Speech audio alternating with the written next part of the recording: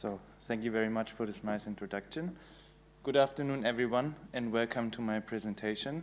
First of all, I want to say I'm very happy and grateful to come back to Australia, not as a backpacker this time. Today, I would like to give you an overview of our joint research work with Professor Nadine Gatzert, where we investigate the impact of climate risks on profit and solvency of a non-life insurer addressing these climate risks with nonlinear dependency structures. But let's first start with the definition of climate risk itself. I think I need the...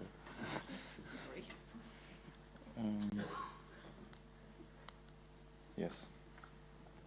Climate risks describe all risks which are caused by or are related to the ongoing climate change. In the literature, there is a distinction made between physical risks on the one hand, which arise either directly from extreme weather events or indirectly through breakdown of supply chains, for instance. On the other hand, we have transition risks, which arise in the context of a transition to a carbon-neutral economy and describe the political risks of high carbon segments in particular.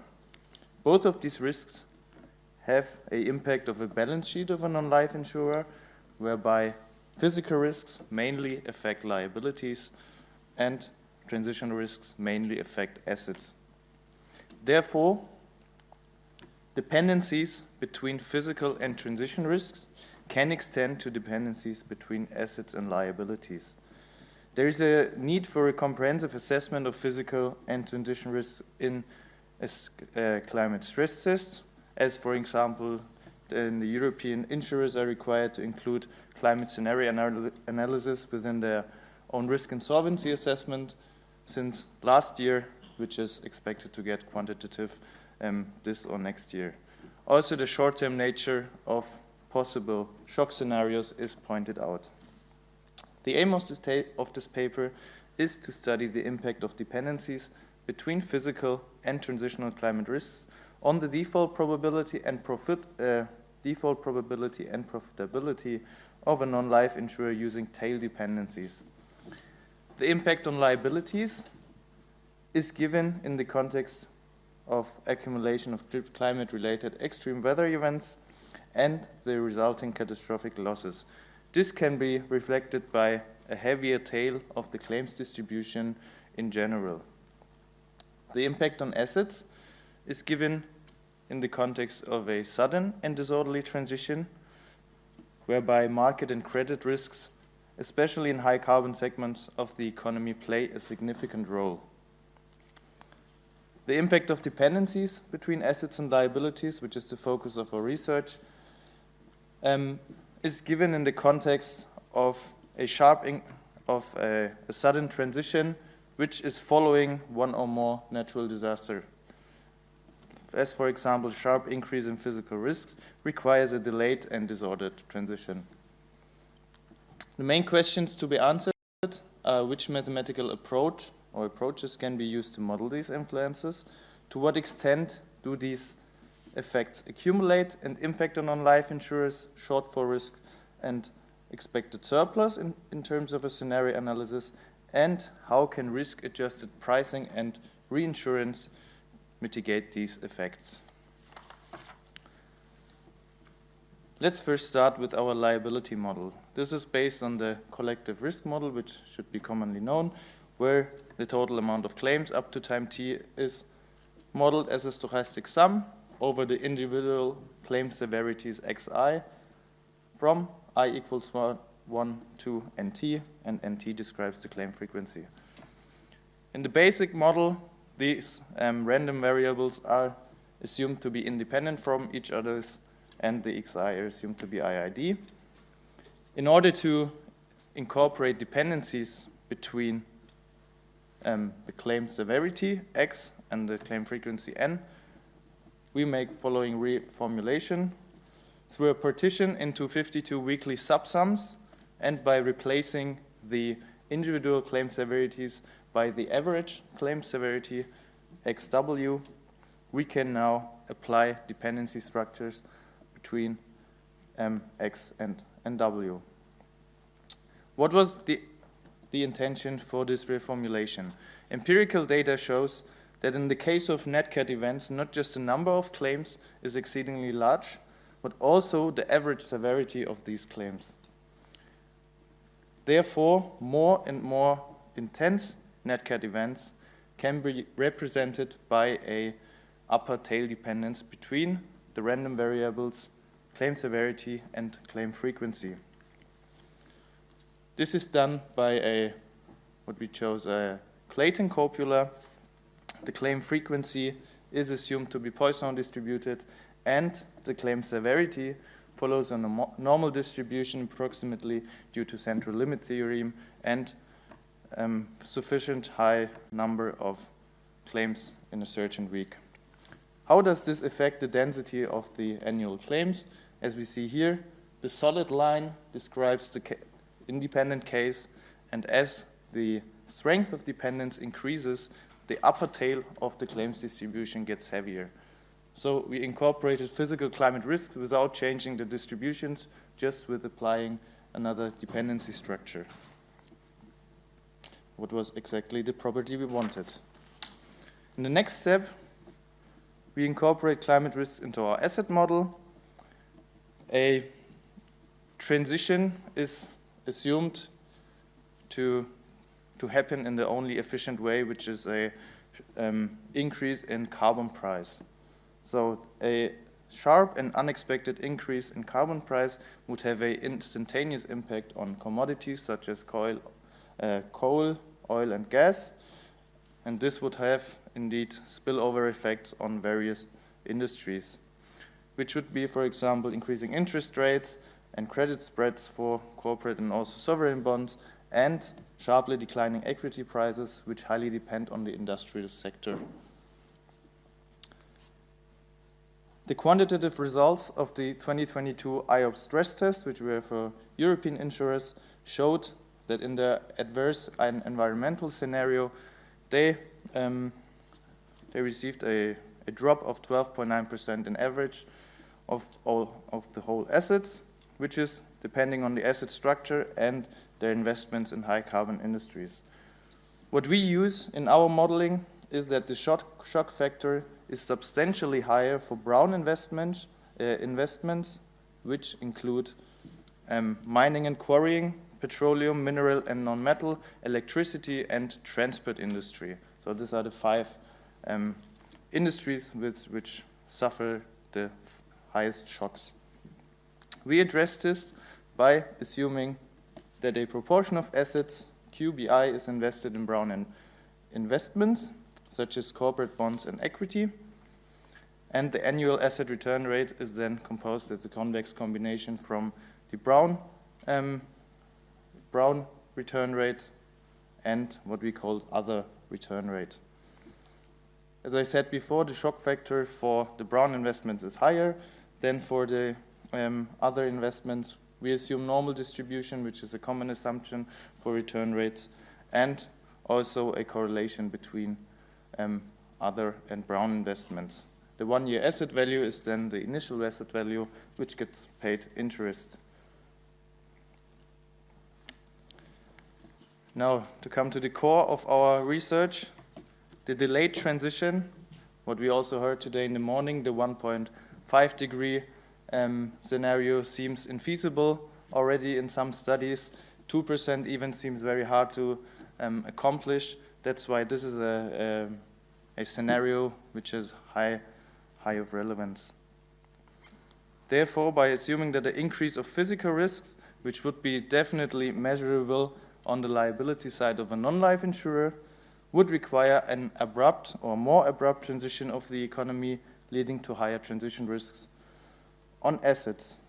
This is now addressed by a tail dependence between the upper tail of the claims, of the total claims amount, and the lower tail of the return rate of brown assets, again represented by a Clayton copula, as I showed here.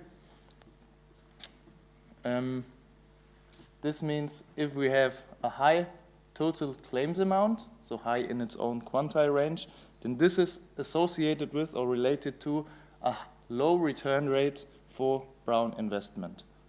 This is exactly the property we wanted to we wanted to have. And that was it to the model framework on our asset liability model. We also investigate the mitigating effects of stop-loss reinsurance, which is used in practice to hedge net cat risk in particular, and also adjusted pricing. Since underwriting risk is considered as a central component of physical climate risks, we assume first that the reinsurer, as the main carrier of net cat risks, always takes into account physical climate risks, so he always knows the right claims distribution, and the primary insurer either adjusts its pricing or does not just adjust its pricing to the changed claims distribution. The effects are measured by the solvency in terms of the one-year default probability and the profitability in terms of expected surplus.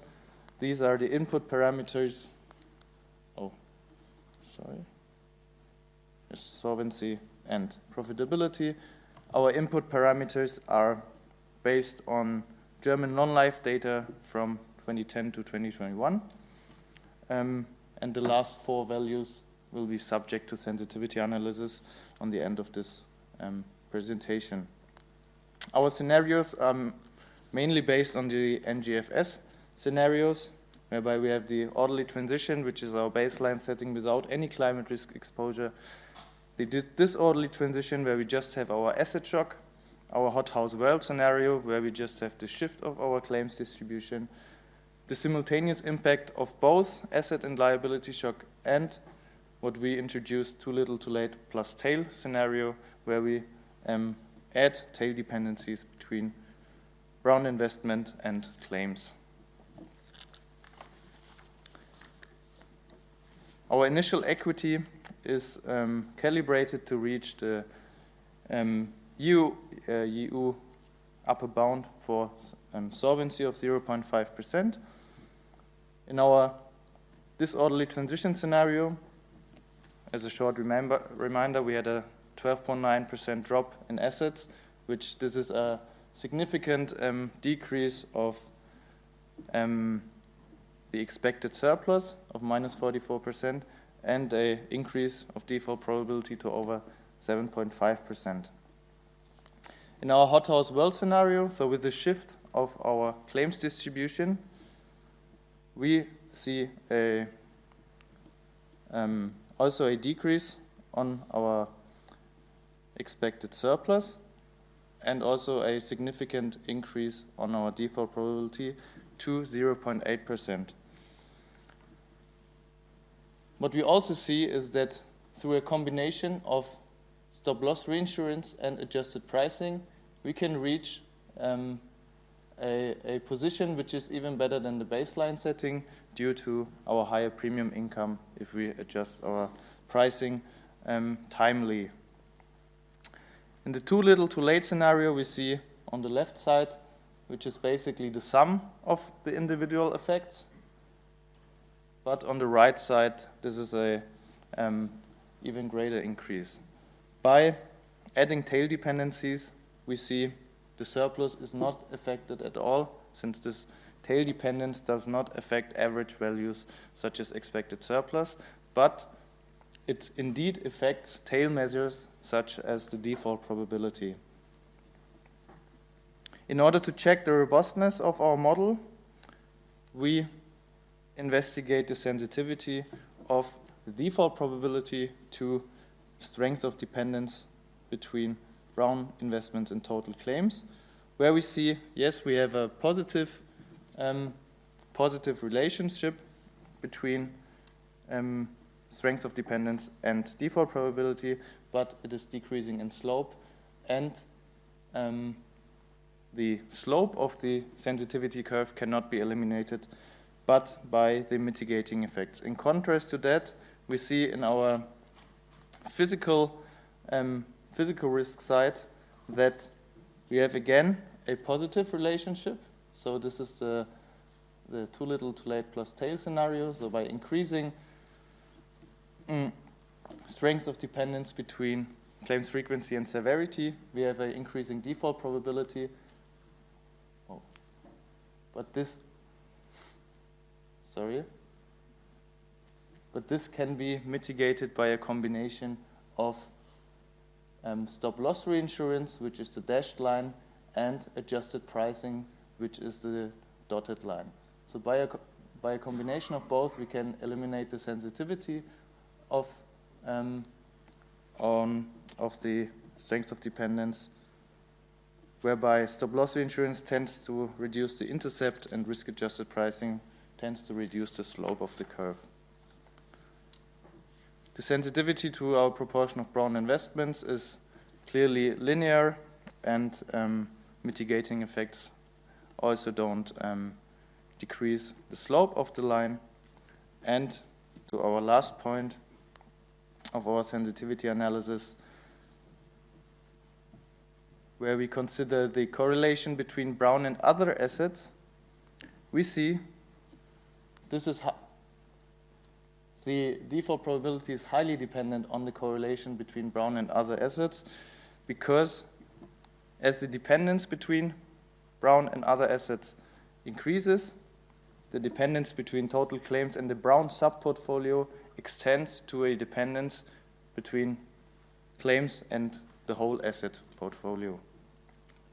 And as we see, for perfect correlation, we even reach a default probability of 14%. So to come to my summary, we saw that tail dependence is a useful tool for modeling and estimating extreme events, also in the context of climate change. Nonlinear dependencies can disproportionately influence the solvency situation of a non-life insurer, what we see in especially in our last scenario, where we added tail dependencies and reached a default probability of over 12%. The resulting effect on default probability is strongly driven by strength of dependencies, especially between assets and liabilities, but also of the asset allocation, such as the proportion of Brown investments and, of course, the correlation between Brown and other assets. And we also saw that stop-loss reinsurance and risk-adjusted pricing seem to be an effective instrument to mitigate these effects, physical risks in particular. In the end, I would come to something my prior presentators said, that climate risk scenarios should be considered simultaneously and in a holistic way, so considering all facets which are impacted in order to identify accumulation effects and to implement appropriate risk management measures. Thank you very much for your attention, and I'm open for questions now.